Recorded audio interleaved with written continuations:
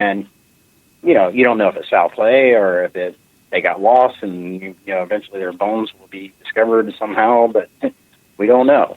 But I personally, I don't know, maybe it's just my positive thinking.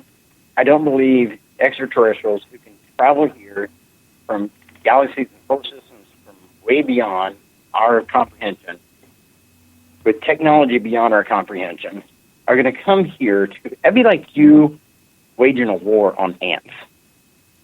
Yeah, but don't forget, though, RW, there are some countries, yet ants are a delicacy. Just remember that. Chocolate-covered ants. You're forgetting about that. This is true. Yes. I don't know. Maybe I've got a whole different positive reinforcement in my brain that tells me something completely different. Maybe extraterrestrials have big, really long fangs, and they're ready to eat every single one of us. They could. Hey, I think James has a question for you, RW. Go ahead, James.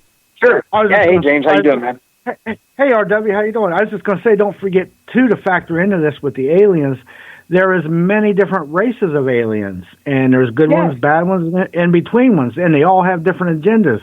Hopefully, it's not, we're cattle in the barn and coming on in and then end up on the dinner table. Well, here's my theory on this, okay? The Bible depicts that there was a waging of war in heaven with the angels, okay? And then the Hindus have their talk, and their ancient scripts that talk about there was a war in the heavens, and that some of the ships were good, and some of the extraterrestrials were good, and some of them were bad. It's throughout every culture has this. There was a war in the heavens, where whether we want to call them space invaders or you want to call them angels, sons of God, or whatever you want to call them, there was a war. That's clearly defined. There was a war. So if there was a war, that means, like you just said, James, there are good ones, there are bad ones. Now, who's to say the reptilians are the bad ones? Because, most people fear reptiles. Maybe the reptiles are good. Maybe it's the grays that are bad. We don't know. I don't want to find out. Yeah, really. And, speaking of that war that you were talking about, they have found proof that 10,000 years ago or 100,000 years ago that there was nuclear blast. Mm-hmm. Yes. And so that kind of validates that Sanskrit that you're talking about. Exactly. Yes, it does. And in the Mesopotamia over there, where the Sumerians, they talked about it as well. And that the Anunnaki came down and said, "Hey, guess what? We're going to teach you all how to live like we do," kind of thing. So, who's to say who's the good ones, who's the bad ones? Were they trying to train us or teach us? You have to look at it from two different variations.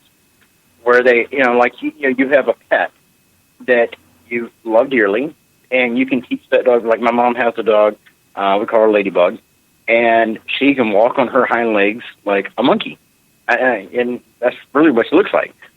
She's a mini pin, and she can walk on her hind legs just as good as a human. She's still a dog, but she's been trained to walk on her hind legs. So who's to say, were we trained to be what we are? Were we being coached throughout society's time period to become who we are for a specific reason so we can serve their greater needs? Yeah, food. Or did we evolve on our own? James, were you laughing because that little remark I just made? Yeah, because it reminded me of the Twilight Zone episode, The Served Man. Well, Yes, yes. You don't know. Look at we eat. We eat everything. We eat even disgusting things that if I couldn't believe people would even eat. But to them, we're nothing more than basically an ant. So they might look at us the same way as you go to McDonald's and you order that hamburger. You're eating, the 5,000 calories in your one hamburger. Well, how about Mary Joyce and her reports about how some of them, they do something with one of our glands. I don't know if it's a pituitary gland or one of the glands, and they like to eat the gland and get high off of it or something. Am I correct on that? Yeah, basically what Mary Joyce said, there's a race of aliens, and they're working out of a underground military complex, which they're expanding, by the way, in North Carolina. And oh, really? Yeah, and the information she got from somebody who has like the highest, government top secret clearance you could have, and he worked for the government. And he said that these aliens are giving us, the military technology in exchange that they like humans. Yeah, they like humans. So they harvest humans every chance they get. That's scary right there. And, to coincide with that, a lot of people have come up missing in those mountains there in North Carolina and in that area there. I forget what the mountain range is, but where that secret base is supposed to be underneath, a lot of people have come up missing with no trace, no clothes, no nothing, just gone. And what's also interesting? Is that the mountain near Black Mountain that we're talking about? Well, I think it's the Blue Ridge Mountains, I think. Yeah. Blue Ridge Mountains. But the reason I say that is because I have property. We have family property that sits near that area, if that's the one we're talking about.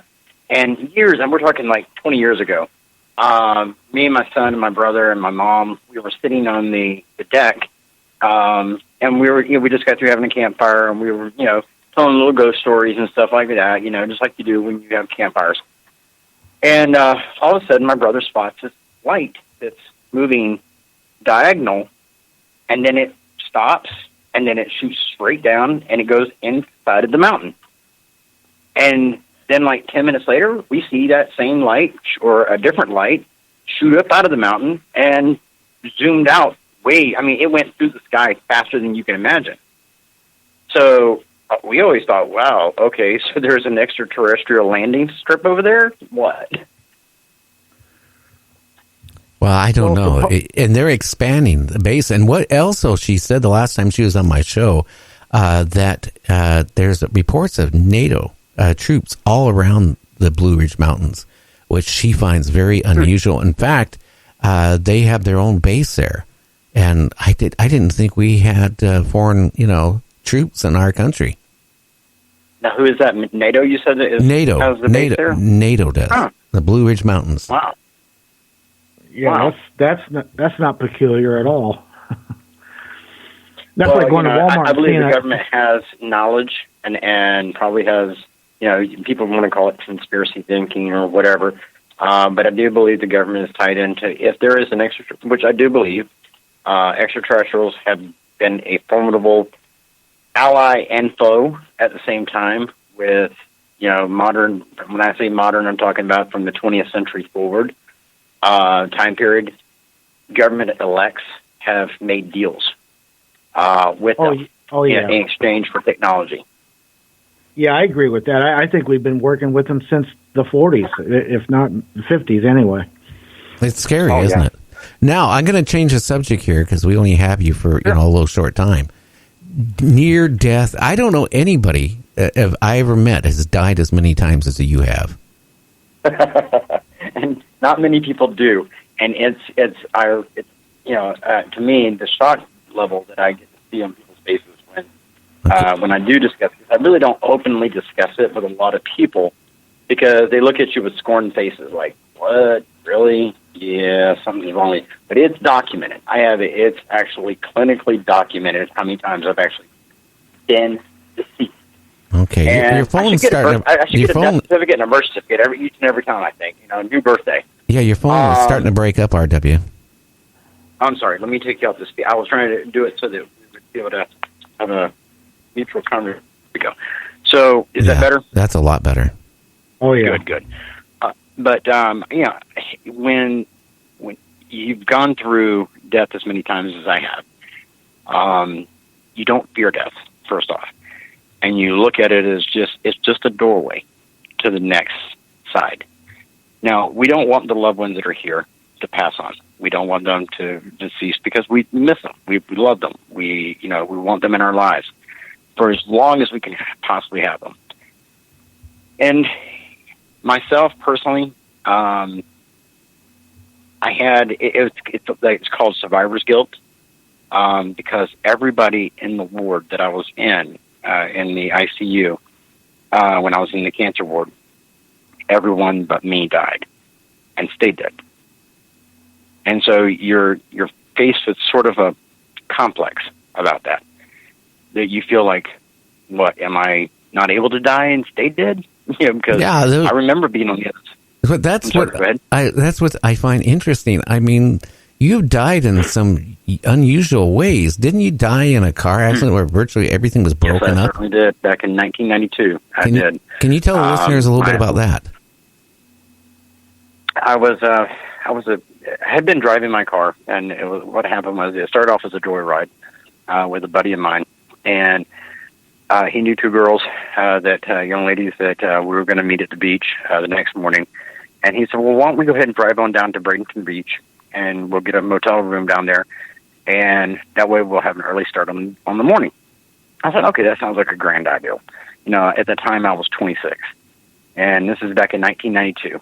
And so take off driving, but I had been up because that was supposed to be my little relaxation getaway, because my son had had chicken pox just like a week before.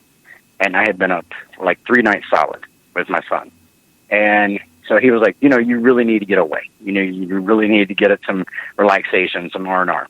So that was what that was supposed to be. And that relaxation turned into a death. But we took off driving, and I got tired. And I was only like 20 minutes away from the beach. I should have just went ahead and finished the ride. I don't know. But no matter what the outcome would have been. But I switched places with him for him to do the driving and me just to be a passenger in my own car. And I had a Dodge Daytona at the time. It was an 85 Dodge Daytona. And beautiful car. So we're driving. I'm sorry, go ahead. I just said a beautiful car. I had one. Yes. It wasn't so much afterwards, but yeah, it was beforehand. So I was a passenger in my own car, and I'm sitting there in the passenger seat, and it's sprinkling rain. It's not raining hard. It's just raining lightly. So the bridge we're going across. It's Highway 41, but it's called the Bradenton Bridge.